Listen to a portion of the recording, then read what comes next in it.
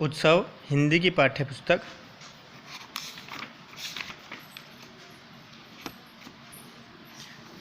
अध्याय 1 जिसका शीर्षक है वीर। वीर से तात्पर्य है दृढ़ इच्छा शक्ति वाला व्यक्ति, अर्थात जिस व्यक्ति में दृढ़ इच्छा शक्ति होती है और भरपूर आत्मविश्वास होता है वह वीर की श्रेणी में आता है। प्रस्तुत कविता के माध्यम से रामधारी सिंह दिनकर जी ने कायर और वीर पुरुष की विवेचना की है। कविता का पहला पद है, सच है विपत्ति जब आती है कायर को ही दहलाती है। सूरमा नहीं विचलित होते, क्षण एक नहीं धीरज खोते। विघ्नों को गले लगाते हैं, कांटों में राह बनाते हैं। रामधारी सिंह दिनकर जी कहते हैं विपत्ति के समय में कायर पुरुष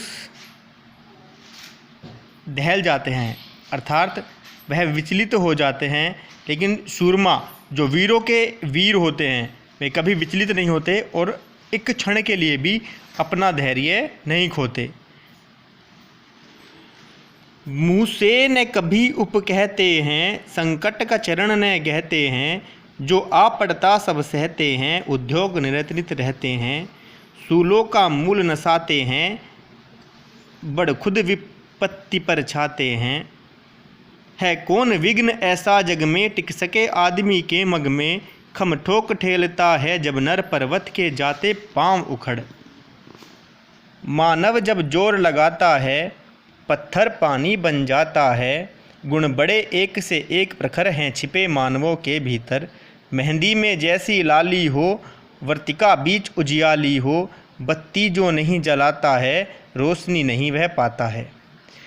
अब कविता का दूसरा अंतराय है जिसमें कवि कहते हैं कि जो वीर पुरुष होते हैं वह कभी भी कठिनाइयों की विवेचना दूसरों लोगों से नहीं करते। वह संकट के चरण में मुसीबतों का सामना करते हुए आगे बढ़ते रहते हैं और अपने कार्य में निरंतर प्रयत्नशील रहते हैं और मग्न होकर अपने कार्य को करते हैं।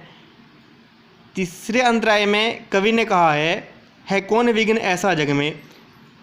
संसार में ऐसा कोई भी विघ्न, कोई भी ऐसी मुसीबत नहीं है, कोई भी ऐसी कठिनाई नहीं है जो मनुष्य के मार्ग में रुकावट डाल सके।